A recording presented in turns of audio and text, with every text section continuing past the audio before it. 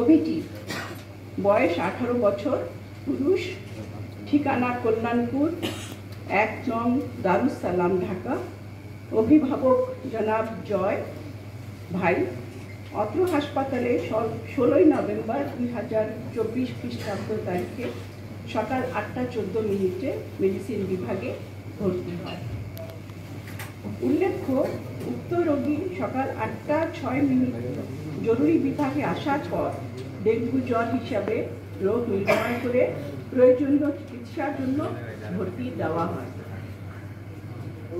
প্রাথমিক সকল চিকিৎসা চলাকালীন অবস্থায় রোগীর অবস্থার অবনতি হতে থাকলে, যাকে আমরা ডেঙ্গু শক সিনড্রোম বলি, হতে থাকলে রোগীর অভিভাবকের অনুমতি সাপেক্ষে এবং বিশেষজ্ঞ চিকিৎসকের পরামর্শে 17/11/2024 খ্রিস্টাব্দ দিবাগত রাত 1:18 আইসিইউতে তাকে স্থানান্তর করা হয়।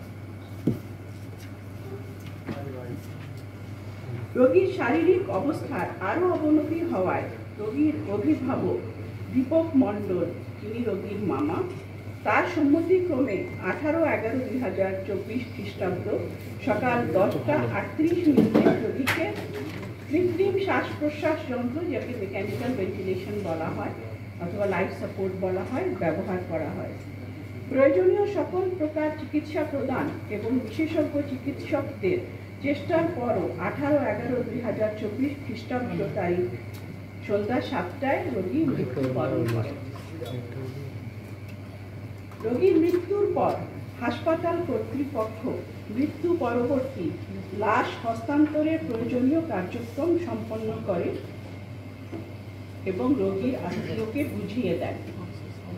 উল্লেখ্য, রোগীর আত্মীয়ের মৌখিক অনুরোধের প্রেক্ষিতে গণপ্রজাতন্ত্রী বাংলাদেশ সরকারের সমাজসেবা অধিদপ্তরের হাসপাতাল সমাজ সেবা কার্যালয়ের মাধ্যমে পরবর্তীতে বিল পরিশোধ করা হবে। এর প্রেক্ষিতে রোগীর সম্পূর্ণ বিল স্থগিত রাখা হয়। পুনরায় রোগীর আত্মীয়ের মৌখিক আবেদনের প্রেক্ষিতে হাসপাতাল কর্তৃপক্ষ উক্ত ঘটনার জন্য অগ্রাধিকার ভিত্তিতে নিম্নলিখিত ব্যবস্থা গ্রহণ করে। 19/11/2024 মঙ্গলবার চিকিৎসা সেবায় কোনো গাফিলতি হয়েছে কিনা এ বিষয়ে হাসপাতালের বিশেষজ্ঞ চিকিৎসকদের সমন্বয়ে একটি তদন্ত কমিটি গঠন করা হয়। 20/11/2024 বুধবার ডক্টর মাহবুবুর রহমান মোল্লা কলেজের ছাত্রদের হাসপাতাল ঘেরাও কর্মসূচির প্রেক্ষিতে পরিচালকের পক্ষে আইন শৃঙ্খলা রক্ষাকারী বাহিনীর ঊর্ধ্বতন কর্মকর্তাদের উপস্থিতিতে ডক্টর মাহবুবুর রহমান মোল্লা কলেজের ছাত্র প্রতিনিধি ও হাসপাতাল কর্তৃপক্ষের সাথে আলোচনা করা হয়। আলোচনা শেষে ছাত্রদের পক্ষ থেকে 9টি বিষয় অসামঞ্জস্যতা চিহ্নিত করা হয় এবং তদন্ত কমিটিতে প্রেরণ করে দ্রুত ব্যবস্থা গ্রহণের সিদ্ধান্ত গ্রহণ করা হয়। তখন উপস্থিত শিক্ষার্থীদের মধ্য থেকে আলোচনার জন্য প্রতিনিধি দেওয়ার অনুরোধ করা হলে আফতাব আহমেদ সহ উপস্থিত শিক্ষার্থীদের সম্মতিক্রমে হাসপাতাল কর্তৃপক্ষ বিশেষজ্ঞ চিকিৎসক অভিজিতের স্থানীয় অভিভাবক ডক্টর মাহবুবুর রহমান মোল্লা কলেজের শিক্ষক প্রতিনিধি এবং আইন শৃঙ্খলা রক্ষা বাহিনীর ঊর্ধ্বতন কর্মকর্তা সহ হাসপাতালের পরিচালকের পক্ষে বিভিন্ন ইস্যু নিয়ে আলোচনার পাশাপাশি উপস্থিত শিক্ষার্থী প্রতিনিধি সহ সকলের সাথে সর্বসম্মতিক্রমে পূর্ব গঠিত 6 সদস্য তদন্ত কমিটি পুনরায় গঠনের সিদ্ধান্ত নেওয়া হয়। বিশেষ করে মৃত্যুর প্রকৃত কারণ অনুসন্ধানের বিষয়টি যেহেতু একটি মেডিকেল ইস্যু এবং হাসপাতাল কর্তৃপক্ষের সত্যতা যাচাই করা একজন ডাক্তারের পক্ষে সম্ভব, সেহেতু তদন্ত কমিটিতে শিক্ষার্থীদের মনোনীত ডেঙ্গু বিশেষজ্ঞ চিকিৎসক নিয়োগের সিদ্ধান্ত নেওয়া হয়। এ ব্যাপারে উক্ত শিক্ষার্থীদের পক্ষ থেকে আফতাব আহমেদ 3 ঘন্টার মধ্যে নাম দেবেন বলে বলেন, কিন্তু অদ্যাবধি কোনো নাম তারা দিতে পারেন না। প্রায় 3 ঘন্টা ব্যাপী আলোচনা শেষে 11 সদস্যের তদন্ত কমিটির পূর্ণাঙ্গতা নিশ্চিত করে অভিজিতের চিকিৎসায় কোনো ধরনের গাফিলতি বা অবহেলা ছিল কিনা এ ব্যাপারে দ্রুত অনুসন্ধান করে নিরপেক্ষ ও স্বচ্ছতার সাথে প্রতিবেদন প্রকাশ ও প্রয়োজনীয় ব্যবস্থা নেওয়ার সিদ্ধান্ত গ্রহণ করা হয়। এই সিদ্ধান্তে অভিজিতের পরিবার ও শিক্ষার্থী প্রতিনিধিরাও একমত হয়ে সভাপক্ষ ত্যাগ করেন।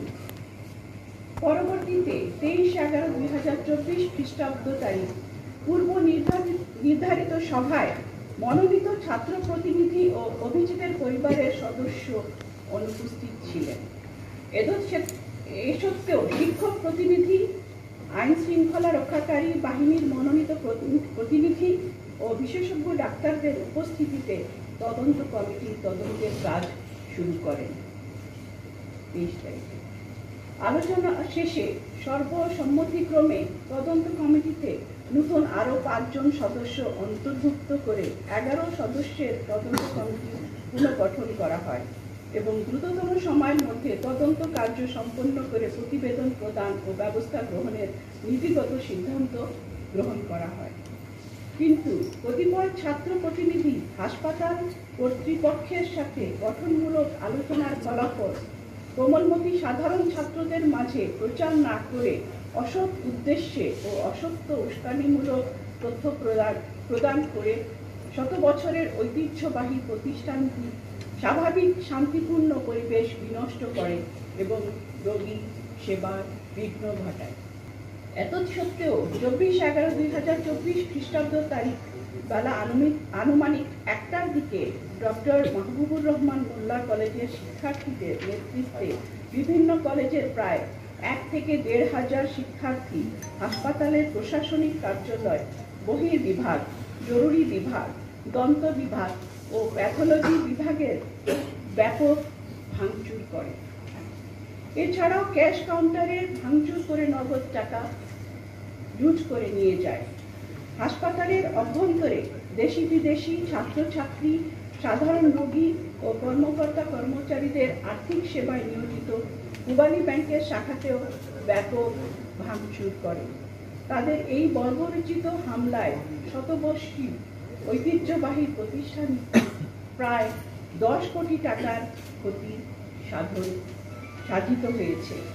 বিগত কয়েকদিনের পরিস্থিতি পর্যালোচনায় বিভিন্ন সামাজিক যোগাযোগ মাধ্যমের খবর থেকে প্রতীয়মান হয় যে কোনো কুচক্রী মহল হাসপাতালের উপর মিথ্যা দায়ভার চাপানোর ঐকান্তিক চেষ্টা লিপ্ত, যা সম্পূর্ণ মিথ্যা ও ভিত্তিহীন। তদন্ত কমিটি গঠন করেও ছাত্র প্রতিনিধিদের অসহযোগিতার কারণে তদন্ত কার্য সম্পূর্ণ হতে পারেনি। এক্ষেত্রে হাসপাতাল কর্তৃপক্ষের কোনরূপ গাফেলতি বা সদিচ্ছার অভাব না থাকলেও ভুল চিকিৎসা বা বিলম্বিত ব্যবস্থা গ্রহণের অভিযোগ সম্পূর্ণ মিথ্যা ও ভিত্তিহীন। তবে এক্ষেত্রে ডাক্তার সমাজকে দুর্বল ভেবে তখন মিথ্যা অপবাদ দেয়া, ভয়ভীতি প্রদর্শন, সর্বোপরি হাসপাতাল ও কলেজ ভবনে একইভাবে ধ্বংসযজ্ঞ চালানোকে ডাক্তার সমাজ ও এত সংশ্লিষ্টরা মুখ বন্ধ করে সহ্য করবে না। এমতাবস্থায় হাসপাতালে রোগী চিকিৎসা সেবায় সুস্থ পরিবেশ বিনষ্ট করা, হাসপাতালের সকল স্তরের চিকিৎসক, নার্স, কর্মকর্তা ও কর্মচারীদের জিম্মি করে হাসপাতাল ও কলেজ ভবনে ব্যাপক ভাঙচুর করে ক্ষতি সাধন করা, অসুস্থ রোগীদের মাঝে ভীতি সঞ্চার করার মতো ন্যাক্কারজনক এই ঘটনার তীব্র নিন্দা ও ঘটনার সাথে জড়িতদের কঠোর শাস্তির আওতায় আনার দাবি জানাচ্ছি।